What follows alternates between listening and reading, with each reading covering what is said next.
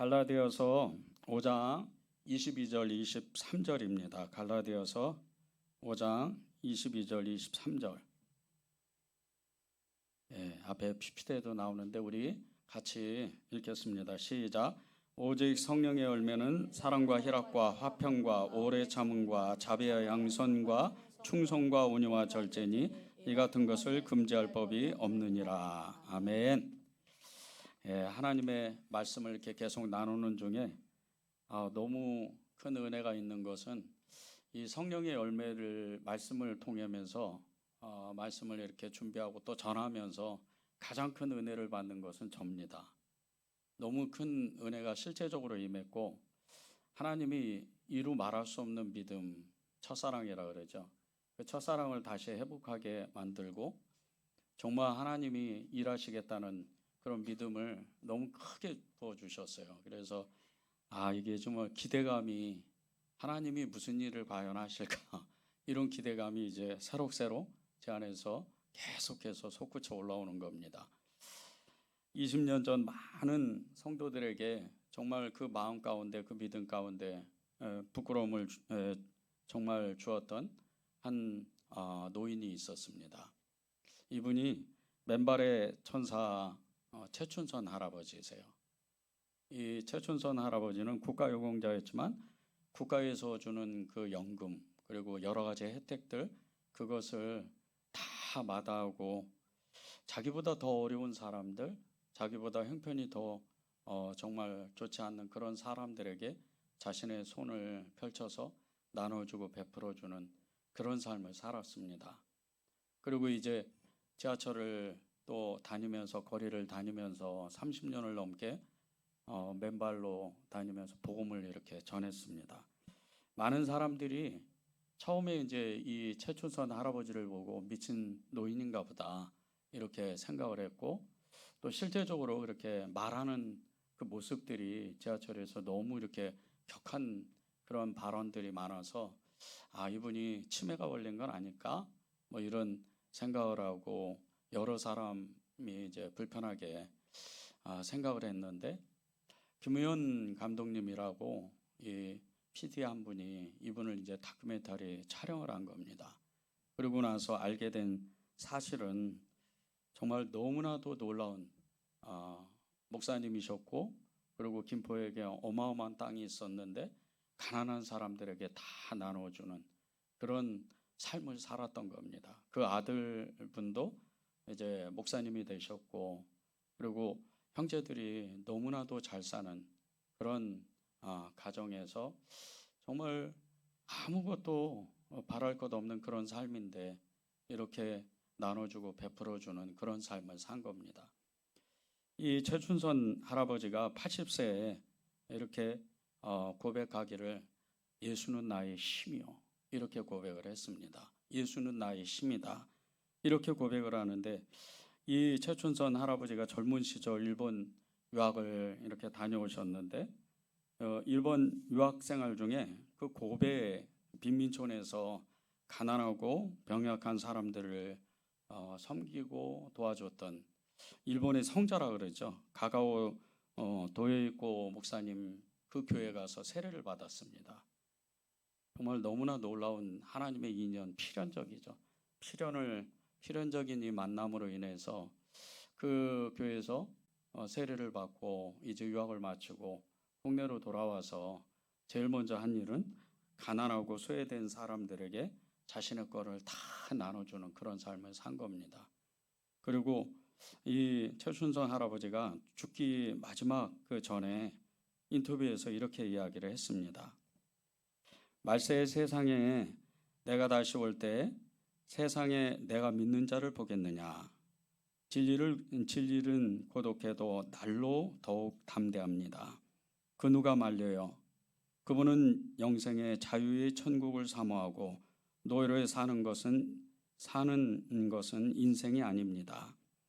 귀한 자유의 해방을 증거하고 본집에 가는 거죠. 그분들은 믿음의 증인들이죠. 하나님의 사랑으로 충만하신 분들이에요. 죽음이 없는 나라, 평등의 나라를 증거하고 그들은 지금도 살아계시는 겁니다. 하나님과 더불어 영원히 끝이 없는 하나님의 사랑으로. 그러면서 마지막으로 이렇게 이야기를 하시는 거예요. 충성도 열매입니다. 충성도 열매라는 거예요. 오늘 말씀이 이제 성령의 이 열매 7번째인데, 충성, 이 열매가 실제로 그렇게 자신에게 나타났다는 거죠. 이 최춘성 할아버지가 말씀하신 것처럼 성령의 열매인 이 충성의 열매가 우리에게 맺어지기만 하면 히브리서 11장에서 말씀하시는 그 믿음의 증인들, 그분들과 같이 하나님의 생명책에 우리의 이름도 거기에 적히는 거예요. 충성의 열매가 맺어지는 동시에 우리 이름이 거기에 당당히 우리의 그 이름이 적혀져 있고, 그리고 그 은혜로 우리는 사는 겁니다. 여러분이 이런 은혜를 받으셔야 돼요. 그러면 어떻게 해야 성령의 열매인 이 충성의 열매를 맺을 수 있을까? 이 충성의 열매를 맺는 방법이 있다는 거예요. 성경이 말씀하신 충성의 의미는 두 가지로 말할 수 있습니다. 첫 번째는 약한 자가 공공에 처했을 때 그를 주님을 대하듯이 섬기는 거예요. 이게 충성입니다. 룻기 1장 8절을 제가 읽겠습니다. 나오미가 두 며느리에게 이르되 너희는 각기 너희 어머니의 집으로 돌아가라. 너희가 죽은 자들과 나를 선대한 것 같이 여호와께서 너희를 선대하시기를 원하며.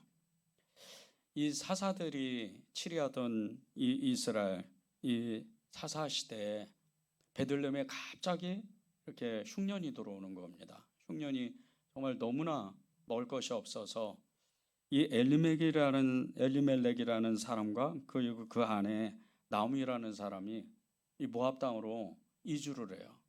이민을 가는 거죠. 먹을 게 없으니까. 그런데 잘 살기 위해서 이민을 갔는데, 이사를 갔는데 오히려 이제 불행이 닥치기 시작을 하는 거예요. 그 남편 엘리멜렉이 죽고 그 두 아들 말론과 기륜이 연이어서 죽어요. 그리고 이제 자기 혼자 남는데, 자기와 함께 그 두 며느리가 이렇게 남는데, 한 사람은 오르바고 한 사람은 이 룻이에요. 여자들만 남는 거죠. 너무나 비참한 이런 삶을 살게 됩니다. 그런데 두 며느리 오르바와 룻이 그녀를 너무나도 사랑했어요. 그리고 정말 자신들의 남편 이 기론과 말론이 죽고 나서도 이 시어머니를 잘 섬기는 거예요. 극진히 섬기는 거예요.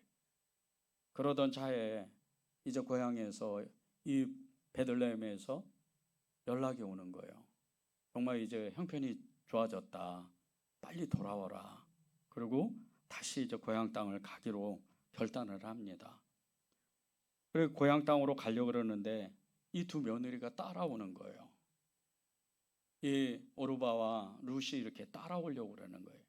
그래서 그때 이야기했던 말씀이 룻기 1장 8절이에요. 너희가 죽은 자들과 나를 선대한 것 같이 하나님께서 너희를 선대하시기를 내가 원한다. 이렇게 이야기를 해주는 거예요. 그런데 여기서 이 선대한다는 이 뜻, 이게 굉장히 우리에게 하나님이 그 말씀하시는 깊은 뜻이 있어요. 이것은 자신, 그 나오미 스스로를 이 두 며느리가 섬긴 것 같이 선대하는, 그것은 자기를 섬기는 것도 있지만, 자기를 선대하는 것도 있지만, 이 두 며느리가 알지 못하는 하나님을 섬기는 그런 일이었다는 거예요. 이 선대한다는 이 말씀을 히브리어로 헤세드라는 단어를 써요. 이 헤세드는 그 뜻이 충성, 인애, 인자 이런 뜻을 가지고 있습니다. 이 헤세드가 충성, 인애, 인자 이런 뜻을 가지고 있다는 거예요. 그러니까 너희가 나를 선대했는데 이것은 하나님께 충성하고 하나님의 그 인자한 마음으로 너희가 나를 대했다. 이렇게 이야기하는 거예요. 이 나오미가 두 며느리들에게 자신에게 한 선대가 하나님께 충성했으니 하나님께서 너희에게 갚으실 거다. 이렇게 이야기하는 거죠. 이렇듯 성경에서 말씀하시는 이 충성은요, 약한 자가 공궁에 처했을 때 강한 자가 그럴 의무가 없는데도 자발적으로 그 사람을 도와주는 거예요. 아무런 연고도 없는데 아무런 정말 도와주지 않아도 되는 그런 상황에서 나보다 연약한 사람을 도와주는 것, 이것이 충성이라는 거예요. 이것이 사람에게 하는 것 같아도 하나님께 충성하는 일이었다는 거죠. 성경에서 말씀하시는 이 충성은요, 나보다 어려운 처지에 있는 사람, 나보다 약한 사람, 나보다 아픈 사람, 이런 모든 사람들을 조건 없이 도와주는 게 성경에서 말하는 충성이에요. 여러분이 선한 일을 하고 나보다 어려운 사람을 정말 도와주고 손을 내밀고 여러분이 그 사람들에게 정말 마음이 가는 그런 모습 자체가 하나님께 대한 이 충성이라는 거예요. 하나님은요, 우리 주변에 있는 많은 연약한 사람들을 우리의 삶 속에서 보여주십니다. 이 사람은 너무 연약하고, 이 사람은 믿음이 없고, 이 사람은 정말 꼭 도와줘야 되겠고, 그런 사람들이 주변에 있어요. 그런 사람들의 그 삶에 여러분이 개입하기 시작하면 그 사람 또한 예수님을 믿고 하나님의 자녀가 되고 천국 백성이 되는 거예요. 이게 정말 놀라운 하나님의 그 숨겨진 충성이라는 열매라는 거예요. 우리 교회가 지난 5년 동안 어려운 사람을 도와주겠다고 이런저런 일을 하고 노숙인들을 섬겼는데 정말 이렇게 한 주 한 주 지나면서 아무런 변화가 없는 것 같아요. 아무런 변화가 없고 아무런 일이 일어나지 않는 것 같아요. 어떨 때는 또 너무나 힘들기도 하고. 그런데 올해 하나님이 큰 위로를 주신 게 어느 목사님이 저한테 그러시더라고요. 목사님은 마음을 품었잖아요. 하나님의 마음. 그래서 제가 기도하면 목사님 생각이 나요. 그 일을 기도하면. 그렇게 얘기를 하시더라고요. 그래서 이번에 저희 교회를 이렇게 도와주기로 결정을 했다는 거예요. 하나님은 사람이 알지 못하는 일을 하나님께 하는 그 마음, 하나님 앞에 드려지는 그 마음들을 충성으로 받으세요. 그래서 결국은 때가 되면 그 일이 계속해서 확장되고 하나님의 영광이 드러날 때가 온다는 거예요. 우리 주변에 너무나도 아픈 사람이 많습니다. 연약한 사람이 많아요. 가난한 사람이 많습니다. 여러분의 손을 내밀고 여러분의 손을 정말 그 내밀 때마다 하나님은 그것을 충성으로 받으신다는 거예요. 미국 작가인 반다이크의 그 책에 보면요, 이 제4박사라는 이런 책이 있어요. 근데 거기에 나오는 이야기가 한 토막이 있는데 어떤 사람이 베들레헴에서 태어난 예수님에게 드리려고 값비싼 그 보석을 가지고 자기 집을 떠나서 이제 길을 떠납니다. 그런데 이제 가는 도중에 이 베들레헴 땅에 우리 가는 도중에 가난한 사람, 불쌍한 사람들을 너무나 많이 만나는 거예요. 그래서 자기가 가지고 있던 그 보석을 하나씩 나눠주기 시작을 했어요. 그렇게 나눠주다 보니까 예수님을 만나지를 못하는 거예요. 동방박사 3사람은 만났는데 이 4번째 박사인 이 사람은 예수님을 만나러 왔지만 이미 다 행사는 끝난 거예요. 그렇게 일평생토록 동안 예수님을 만나지 못하고 그저 예수님의 그림자만 바라보는 그런 인생을 살게 됩니다. 그리고 그의 마지막 그 죽음 앞에 섰을 때 하늘에서 신비한 음성이 그에게 들려와요. 내가 그것을 불쌍하고 약한 사람에게 주었으니 곧 내게 한 것이야. 그런 음성을 하늘에서 들려주시는 거예요. 인자한 사람이, 정말 하나님의 마음을 품은 사람이 남을 도와주고 사랑을 베풀고 자비를 베푸는 이런 사람들이요. 이런 사람들은 사람에게 하는 게 아닙니다. 하나님께 하는 거예요. 하나님께 충성하는 거고 결국은 그것을 하나님은 그 대가를 우리의 삶 가운데에서 지불하시는 거예요. 아무런 대가를 바라지 않고 사람들에게 친절을 베푸는 것, 이게 진짜 믿음이에요. 이게 성령의 열매입니다. 이게 주님이 우리 한 사람 한 사람을 불러주셔서 정말 그 사람 안에 말할 수 없는 믿음을 주시고 말할 수 없는 사랑을 주시고 말할 수 없는 성령의 그 감동을 주셔서 하나님의 영광이 드러나는 그런 삶을 만들어낸다는 거예요. 잠언 11장 17절에 보면요, 인자한 자는 자기의 영혼을 이롭게 한다 그래요. 인자한 자는 자기의 영혼을 이롭게 한다. 하나님의 마음을 품은 사람, 그 사람은요 자기의 영혼을 이롭게 한다는 거예요. 자기의 영혼을 이롭게 한다는 것은 이루 말할 수 없는 축복입니다. 결국은 그 영혼이 어디로 가요? 천국을 가잖아요. 우리가 다 그토록 가고 싶어하는 그 천국을 갈 수 있는 거예요. 여러분들도 다 천국을 소망하지만 저도 그렇습니다. 저도 천국 가고 싶어서 그렇게 애를 써요. 요즘 그렇게 천국 가고 싶은 마음이 더 많이 생기는 거예요. 이러다가 불러주시면 빨리 가야 되는데 또 이 땅에 미련이 남잖아요. 근데도 요즘은 그렇게 천국을 소망하는 거예요.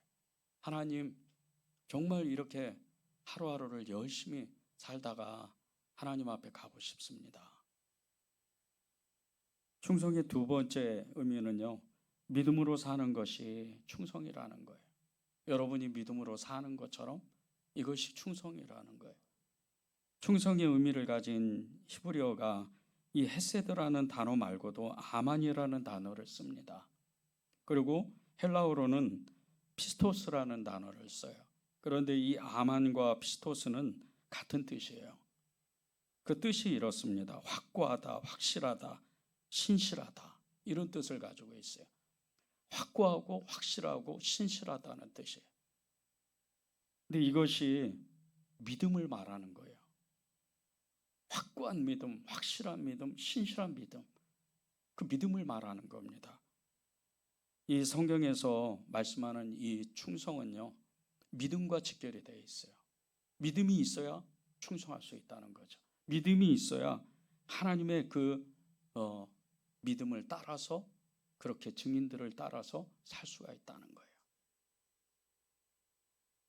성경 속에서 확실하고 신실한 믿음, 이런 사람을 꼽으라면 여러 사람들이 있는데 그 중에 대표적인 사람이 성전에서 평생 기도하다가 자기 죽음을 앞두고 예수님을 만난 이 시몬이라는 사람과 안나라는 사람입니다. 이 시몬과 안나는 정말 평생토록 성전 주변에서 사는 거예요. 안나는 성전에 들어가지도 못해요. 여자 신분이라 예수님 당시에 이 여자들은 성전에 들어가질 못합니다.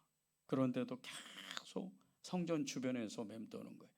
이 안나가 여선지자예요. 성경에서는 이 안나를 여선지자라 그래요. 그리고 시몬을 성령이 임한 사람이라 그래요.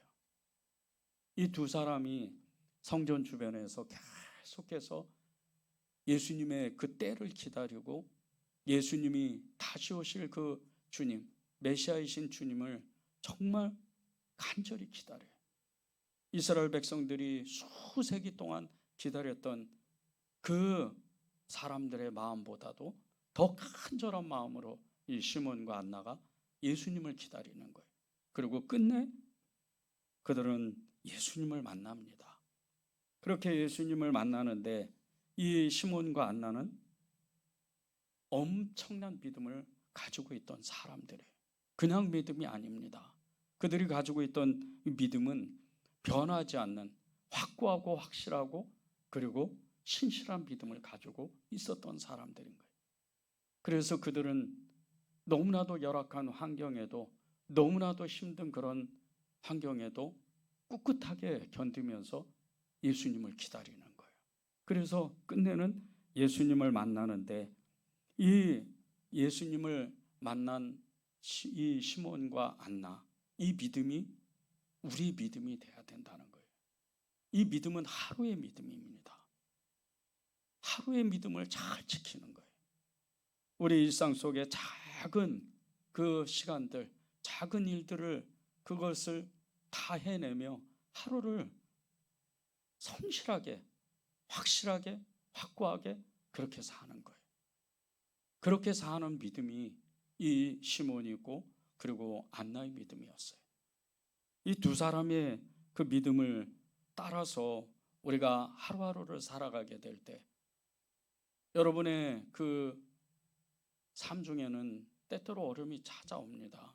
때때로 아무런 일도 벌어지지 않는 것 같아요. 그런데 오늘 하루를 감사하고 오늘 하루를 주님을 정말 고백하게 될 때 그 믿음이 여러분 안에 축적되기 시작을 하는 거예요.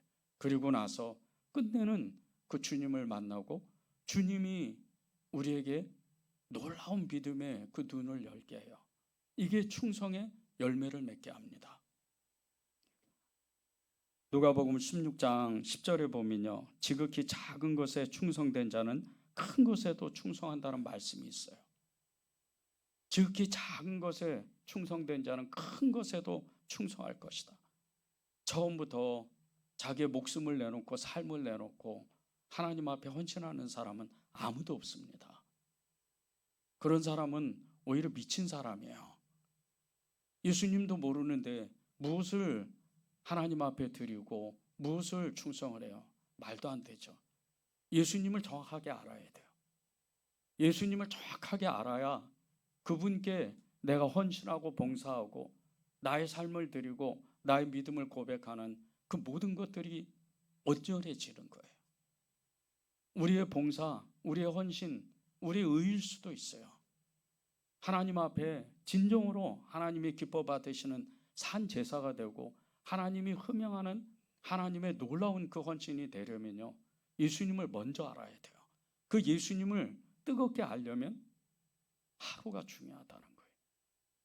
오늘 이 하루가 하나님 앞에 아침부터 저녁까지 예수님 사랑합니다, 예수님 따르겠습니다, 예수님만 충분합니다, 그렇게 고백하는 그 삶이 되어야지만 하루가 쌓이고 이틀이, 한 달이, 1년이, 평생이 그렇게 예수님으로만 살 수 있는 거예요. 우리의 머릿속에는요, 성경의 지식들이 너무나도 많습니다. 너무나 많아요. 그 지식들이 우리가 믿음으로 살지 못하게 하는 가림막이 될 수도 있어요. 오히려 우리의 지식을 통해서 하나님을 알지 못하는 그런 순간들이 너무나도 많아요. 주님의 말씀은 길이요 진리요 생명인 예수님의 말씀은 다른 게 아니에요. 오늘 말씀하실 때 즉시로 내가 그리스도 안에서 아멘으로 화답하는 거예요. 우리가 아멘, 아멘 많이 하잖아요. 이 아멘의 어원이요, 아만이라는 이 히브리어 단어로부터 시작됐어요. 믿음이 그렇다는 거예요. 하나님 앞에 충성하는 게 그렇다는 거예요. 충성이 쌓이고 믿음이 쌓여야 아멘이 되고 그 아멘이 결국은 하나님의 놀라운 기쁨이 된다는 거예요. 여러분이 하나님 앞에 정말 애쓰고 수고할 때 하나님 앞에 정말 이 하루를, 정말 이 모든 순간을 하나님 앞에 고백하게 될 때 그 하루가 끝내는요, 우리가 나중에는 천국까지 이르는 놀라운 그리스도의 장성한 분량의 믿음까지 나아갑니다. 그래서 하나님이 우리에게 기뻐 받으시는 것이 청지기의 믿음인 거예요. 청지기의 이 사명을 감당하는 그 믿음의 사람이 하나님의 큰 기쁨이에요. 주님께서 이 땅에 다시 오실 때 마지막에 말씀하시는 것이 믿음을 보겠다 그랬어요. 그런데 이건 청지기의 그 믿음을 가지지 않으면 믿음을 지키지를 못해요. 너무나 환난이 크고 너무나 세상이 크고 너무나 우리의 믿음이 연약하기 때문이에요.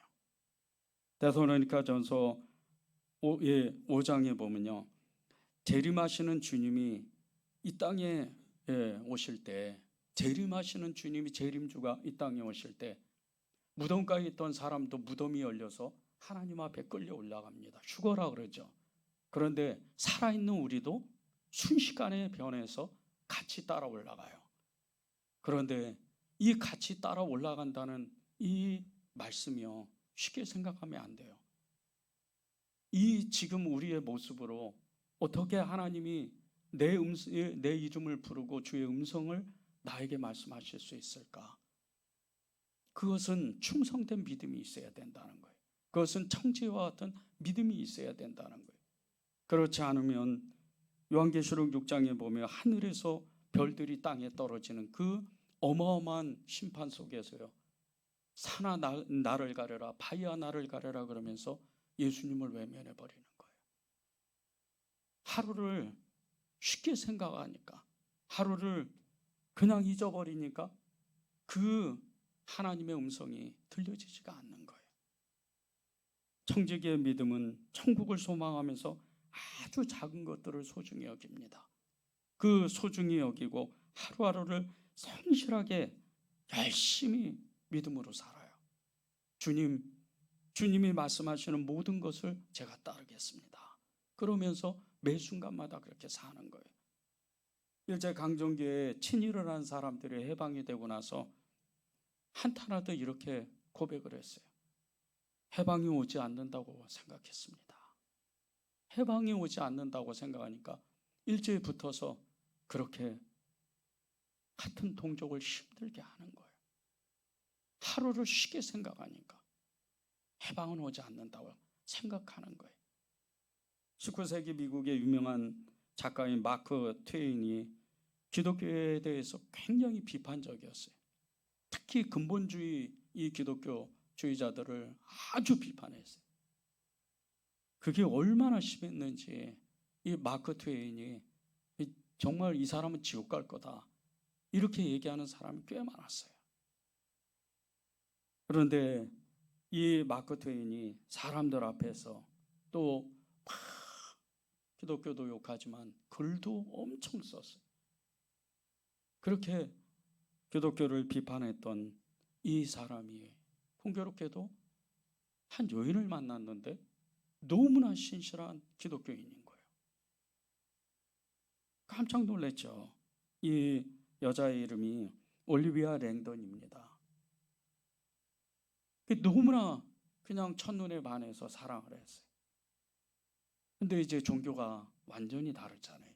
한 사람은 무신론자요, 한 사람은 신실한 그리스도인인데, 근데 이 마크 트웨인이 지식인이잖아요. 자기의 지식을 총동원해서 사랑은 종교와 상관이 없다 이런 결론을 내고 그 올리비아에게 계속해서 청혼합니다. 그렇게 청혼을 하는데 이 올리비아가 또 이 마크 트웨인을 너무나 사랑했어요. 그래서 그 마음을 받아들이고 두 사람이 결혼을 합니다. 그렇게 결혼을 하는데 이 두 사람이 너무나도 사랑해서 자신이 가지고 있는 그 생각, 그 행동 이상들을 다 이렇게 양보하기 시작을 하는 거예요. 그래서 이 마크 트웨인은 기독교에 대한 이 비판적인 마음이 점점 옅어지기 시작합니다.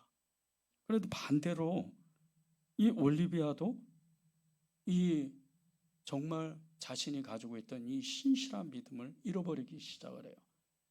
그리고 이 가정에 자녀들에게 불행이 닥치기 시작합니다. 자녀들이 일찍 죽어요. 그렇게 정말 너무나도 있어서는 안 되는 그런 일들이 이 마크 트웨인 가정에 몰아닥치기 시작하는 거예요. 그리고 이 올리비아가 나중에 우울증이 심해집니다. 그리고 나서 정말 이 마크 트웨인이 너무나 근심 걱정하다가 이렇게 권면을 해요. 다시 신앙생활하는 것이 당신에게 도움이 될 것 같아. 그 이야기를 듣고 이 올리비아가 이 고개를 가로저으면서 이렇게 이야기를 합니다. 이미 아무런 믿음이 남아있지 않아서 그럴 수가 없어요. 믿음을 잊어버린 거죠. 하루를 잊어버리는 거예요. 그 순간을 잊어버리니까 그게 쌓이고 쌓이고 쌓여서 끝내 자기가 가지고 있던 믿음조차도 완전히 다 사라져버리는. 우리가 믿음으로 삽시다. 믿음으로 하나님 앞에 충성합시다. 그것을 여러분이 쉽게 생각하면 안 됩니다. 성령의 열매가 우리에게 맺어지는 그 모든 출발선서는요, 이 믿음으로 시작하지 않으면, 믿음으로 살지 않으면 그 충성의 열매, 이 충성의 열매는 9가지 다른 모든 열매와 연결이 되어 있어요. 이것이 나타날 수가 없어요.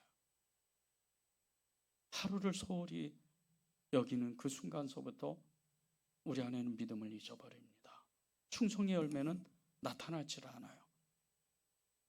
하나님 앞에 충성하고 사람 앞에 그냥 대면대면하겠다 이런 거 없어요. 하나님 앞에 충성하면요, 사람 앞에 온전해집니다. 하나님과 소통이 되고 사람 앞에 정말 사랑하는 그런 사람이 돼요. 십자가는 종과 횡이에요. 그 은혜입니다. 이게 하나님으로부터 우리에게 마음이 전해지면, 그 믿음이 전해지면요, 모든 사람을 사랑하게 돼 있어요. 최순선 할아버지가 정말 모든 사람들, 그 어떤 사람들이건 미워하지 않는다 그랬어요. 그래서 자기는 자윤이라는 거예요. 그리고 자기의 소망은 천국밖에 없다는 거예요. 여러분이 정말 이 성령의 열매를 내가 붙잡기 시작하고, 그리고 내가 그 성령의 열매를 맺어지려고 그렇게 간절히 소원한다면요, 믿음으로 사십시오. 그리고 하루를 소중히 여기고 작은 것을 소중히 여기십시오. 여러분이 그런 삶을 살 때 하나님은 여러분에게 말할 수 없는 은혜를 주시는 겁니다. 갈라디아서 5장 22절 23절을 읽고 우리 찬양하겠습니다. 오직 성령의 열매는 사랑과 희락과 화평과 오래 참음과 자비와 양선과 충성과 온유와 절제니 이 같은 것을 금지할 법이 없느니라. 여러분이 이런 축복을 받으시길 바랍니다.